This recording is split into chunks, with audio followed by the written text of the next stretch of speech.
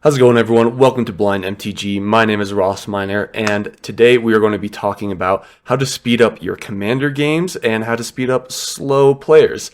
So if you guys do like this video, hit that like button, comment down below, hit the notification bell, and if you have any tips or tricks on how to play faster, definitely comment those down below. Alright, so before we get into the points, we have 8 points for you today.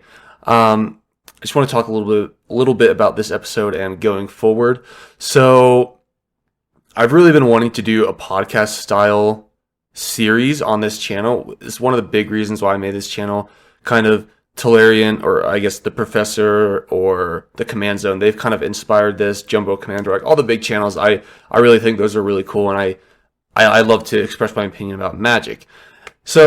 But with that being said, this is my first time doing this. I don't even know what I'm calling this, this podcast. But hopefully by the end of this episode and future episodes, I can look back and say that, this was a fun experience. And who knows, maybe I'll keep doing it way further down the line. I don't know. Everything's up in the air right now. And I hope everyone's staying safe with the coronavirus, seriously. But with that being said, we have 8 points for you, and they're not ranged in any particular order. Number 1 being how to use tutors, essentially. A lot of people, when they okay, so, sorry, I'm going to backtrack a little bit. Tutors are really good. Everyone knows that they're really powerful. However, they are hard to use, especially for beginner players. When I first began playing Commander and I put my first tutor in, you really have to know your deck to know what to tutor for in that moment. Because when you're tutoring, you look at the board state and you go, okay, well, this is on the field, this is on the field, I need to answer this. And it's difficult to know what to tutor for. So I get that. But tutors are also a big reason why Commander games take so long, because a lot of people don't know what to look for. And it's okay if you don't know what to look for, but a shortcut around that, whether you're a competitive player or a casual player, is to just tutor on your off turn. And essentially what that means is your off turn is not your turn. And so, like, let's say you have a fetch land and you go, I'm going to crack this on my turn, look for a land, looking, okay, now I'm going to shuffle, and now I'm going to put this onto the field and pass. You did nothing. You didn't even play a Soul Ring or a Mana Dork. The whole point is to circumnavigate that kind of thing. I think we can all agree that our time is valuable. I'm going to be repeating that a lot this episode. Our time is valuable with Commander. Commander games tend to last a while, given that they're multiplayer, 4 people, and then just there's so many different interactions, thousands and thousands of cards. It's understandable. We're not looking to make Commander games like these 30-minute, like, let's go. But we don't want them to be 2.5 hours long because, well, a lot of the following reasons. But anyway, tutor on your off turn. Our time is valuable. Keep that in mind, whether it's for a demonic tutor or a fetch land. Most of your play group will be cool with it if, you're going to tutor for something, but you're not going to play it. So it's fine. Furthermore, let's say you do tutor for something. Let's use a fetch land again. Let's say you do use a fetch land and you do... How do I say this? Let's say you play a fetch land, you crack it, and you go search for a land, and you're going to use that mana. That's a different scenario. In that case, even then you could shortcut that and just say, okay, I'm going to look for a forest, put it on the battlefield, tap it, and play land nowhere else. And then just move to your end step, pass your turn, and then do all that on your off turn, because it doesn't change the outcome of the game in any way whatsoever. So it's a really good way of speeding up your gameplay. Significantly, to be honest. Okay, so this is a really, really good one, and something I find that I even struggle with, let's say, like, how far am I into playing Commander? Like 3 years? Something like that. And that's knowing what your deck wants to do. A lot of times, beginner players, they build decks, or just, I shouldn't even say beginner players, just players in general will build decks that they do a bunch of stuff, like really impressive, really flashy things, but by the end of it, nothing really happened. So you can do a bunch of ETB effects or a bunch of tap and untap, but by the end of it, if you've done like a handful of damage or aren't significantly ahead on the board or at parity, your deck is probably dirtling, and that takes up a lot of time. A good example of this, I built, like I said, plenty of decks like this. Basically, in my opinion, if you don't have a commander that literally says on the card that tells you what it wants to do, you definitely want to make sure that you're not falling into the trap of building a deck that does a bunch of nothing. So, for example, when I created my Brago deck, is a good example because it did a bunch of nothing, and then it's also another point I wanted to make in that you need to have a win con for the deck. You need to, when you have all your cards in front of you going, oh, I need this many lands, this card, whatever, you need to have a pile of cards that are going to win you the game. Because, again, back to my Brago example, the very first card or commander I built around, and for those who don't know, is 2 blue, white, 2/4, whenever it has flying and whenever it attacks, or sorry, not whenever it attacks, whenever it deals combat damage to a player, blink any number of non-land permanents you own and return them to the battlefield. Brago, King Eternal, that's pretty much what he does. Anyway, so when I first built the deck, it did a lot of blinking, ETB effects, like untapping mana rocks, which is great what the deck does, but by the end of it, I wasn't necessarily winning at all. I did pretty much nothing. And then I was like, okay, well, maybe it's the way my deck is built. Maybe this just isn't a very good version of Brago. And so then I look online and I go, oh, well, looks like Stacks is the most important form of, or the most important archetype, not most important, sorry, the most powerful archetype for Brago.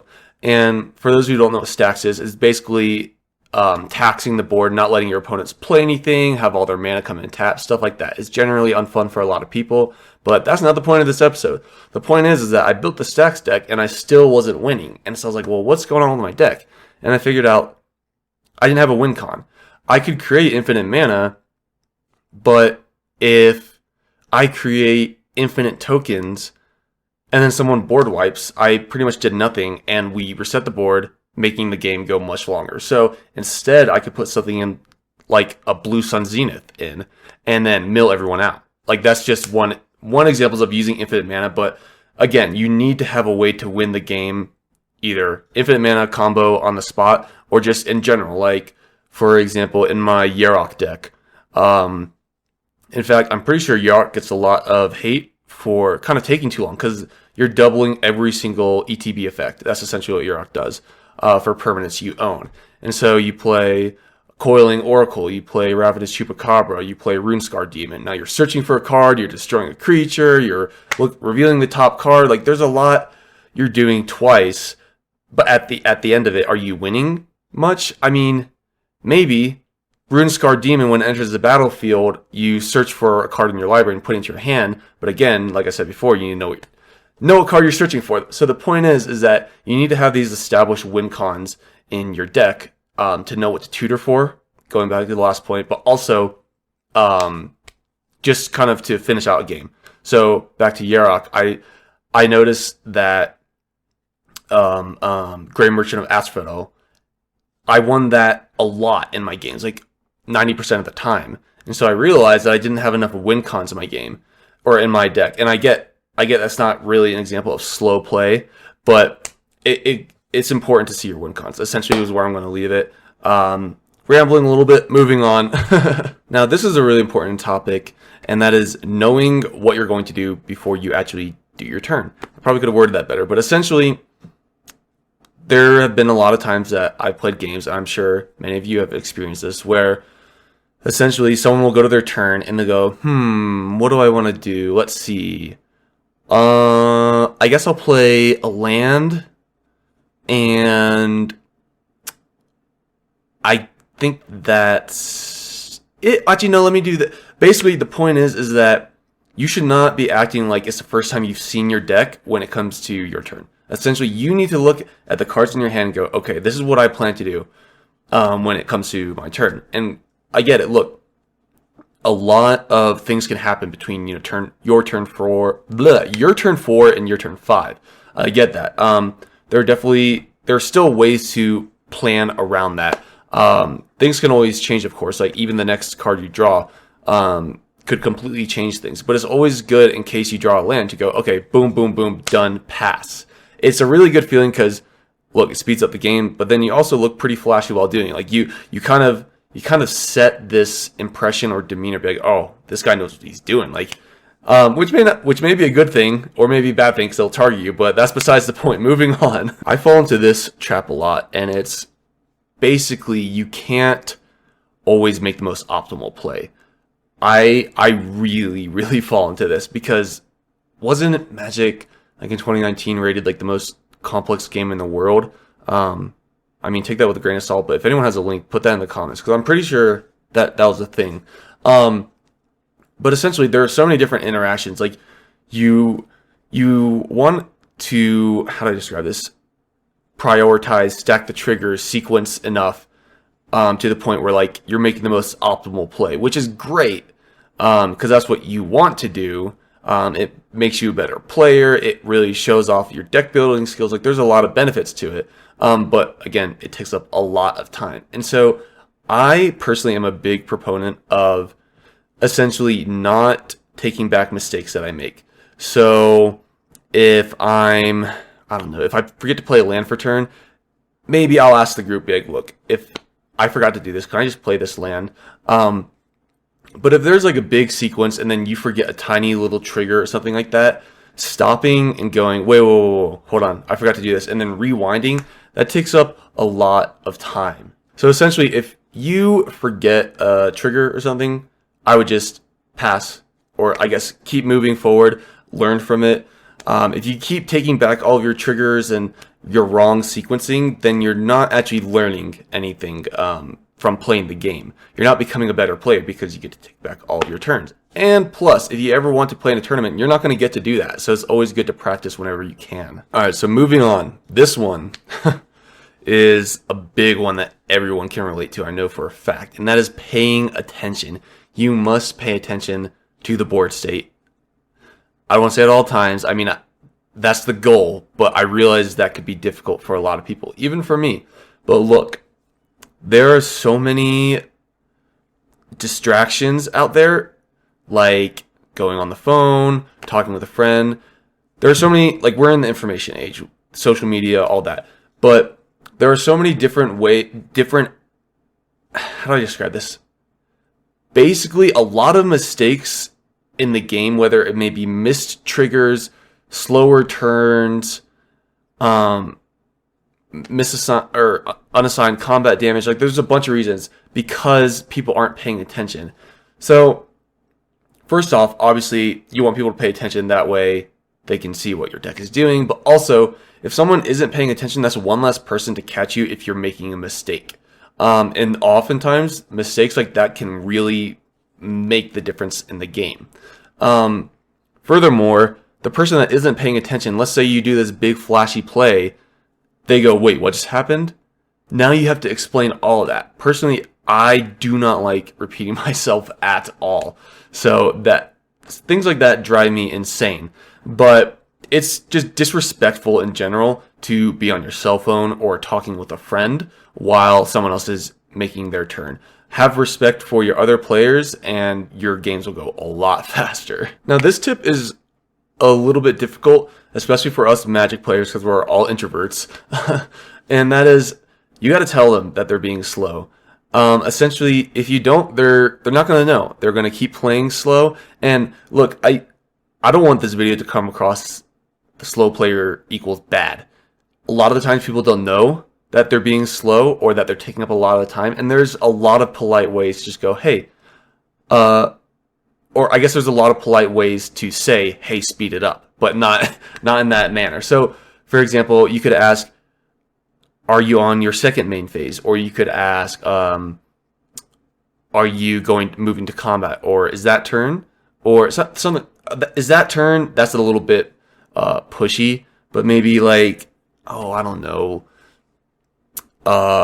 Let's see, I said, are you going to attack? Or you see what I'm saying though? Like, are you on your end step? Are you on your second main phase? Just kind of like let them know that people are still watching them, that the eye is on them, and they kind of need to move at a brisk pace. And I hate to say this, but like if people don't get the body language or the tone of voice after that, you may just have to be like, look, we really need to hurry up because, like I said before, our time is valuable. Commander games take a long time. So not not taking advantage of that is just a waste of your time. Like, for example, people may not know this, but I'm a Paralympic swimmer, and so I train 20 hours a week. So I don't have a lot of time to play Commander. So the times I do get to play, I don't want to be held up by a person's friend coming up or people not paying attention or whatever it may be. So yeah, tell them that they're being slow, and if they take offense to it, make sure it wasn't you that was being a jerk. Otherwise, sometimes people just got to hear it. It's really unfortunate, but especially with like a huge influx of players that Commander is getting right now, you're going to see a lot more of those people. And again, there are definitely nice ways to tell someone to speed it up a little bit. One more tip I forgot to mention that I think is really helpful is this works a lot with friends, but I've also done it in just pods that people I've never met. And I always begin by saying, all right, do we all agree to play at a reasonable pace and to not get upset if someone says to speed up a little? And if everyone goes, yep, yeah, okay, then you can say, hey, let's go, come on, pick it up. And you have that social contract. It's developed. It's signed. No, that was so dumb. But yeah, you get what I'm saying. So if you have that social contract, then they go, okay, well, we're all on the same page. But a lot of the times the issue is that people don't come to the table on the same page because we all come from different backgrounds. All right, we're on our second to last tip. And this one is, there's a difference between slow play and long turns. So a good example of this is extra turns. Whether you hate them or love them, I'm sure you can all agree that they take up extra time. But if you play like a Nexus of Fate and then, I don't know, another extra turn spell that I can't think of off the top of my head, besides Expropriate, I'm trying not to use that. If you play Nexus of Fate and Baral's Expertise, or is it Baral's Expertise? Yeah, I think that's what it is.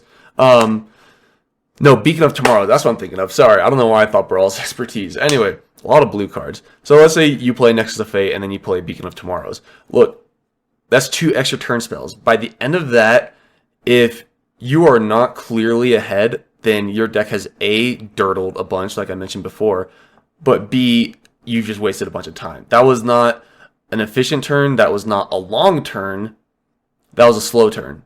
Well, what is a long turn then? A long turn is if you play Nexus of Fate and you play Beacon of Tomorrows or Expropriate, and by the end of it, you've got like 1 player knocked out, maybe 2, either that or like you are so far ahead that you're the arch enemy. Because that's what extra turns do for you. If you're taking that many, again, whether if you agree with extra turns or not, whether you like them or dislike them, they're a part of the game. They make the game longer, but at the same time, there are ways to make them much shorter. And our last tip, or I guess my last tip, I don't know why I keep using plural. It's just me here. Dixie's not even in the room. She's my seeing eye dog. But anyway, my last tip is, look, let's say there is a slow player. Sometimes it's not always their fault. It's always important to realize that, have some empathy and compassion, understanding. Essentially, look, like, what if I were like a veteran in Commander and I've been playing for at least 10 years, but I still have a brand spanking new deck. You're going to be playing that deck the first couple times pretty close to a beginner. And so if you go to a table and someone announces that they're playing a new deck, I personally give them all the leeway. Oh, take that back. Oh, forgot to play a land. Like, that's totally fine. Take that back. Because you want them to play their deck. There's nothing that feels worse than just playing a deck and doing nothing with it. And that could be one thing that may discourage a lot of beginners, as building a commander deck is really hard, and sometimes you may not always have a person to help you with that. And so then you go to a pod for the first time, you got your brand new commander deck, and then someone's telling you that you're taking too long, like that. It doesn't feel good. Let new players play let people play their new decks within reason, but also let beginners just take their time, because Magic's, like I said, a complex game. And then sometimes people, like I said before, people may not even know that they're being slow. And let's say you tell them and they're like, oh wow, I had no idea. Well, they're not going to break that habit, right? You just told them. So just give them some time. Be compassionate, understanding, all that. But with that being said, that is 8 tips, I'm pretty sure. 8 tips on how to make your Commander games go faster and how to speed up slower players. So if you guys do like this video, hit that like button. Let me know what you guys think down below. If you want to see more videos like this, seriously, let me know down below. I do plan to have a lot of guests on the podcast because I feel like it's really fun to get input from everyone else, not just me. And I'm not trying to get like content creators, big ones. I mean, if you're a small one, that's great too. But essentially what I'm saying is that if you have a topic that you're really passionate about, email me at my business email. I think it's in the description. If not, I'll put it there or on Twitter or wherever and be like, hey, look, I'm really passionate about this. Like, let's do podcast and like, we'll put it on the schedule. Because like I said, that's kind of the goal of this podcast. I want it to be like kind of a Commander community, essentially. Hey, is that the name of the podcast? Is that what I'm going to call it? Commander community? That's kind of a mouthful. EDH community? I don't know. Give me titles in the comments down below. But anyway, that is it, guys, and I will see you guys next time.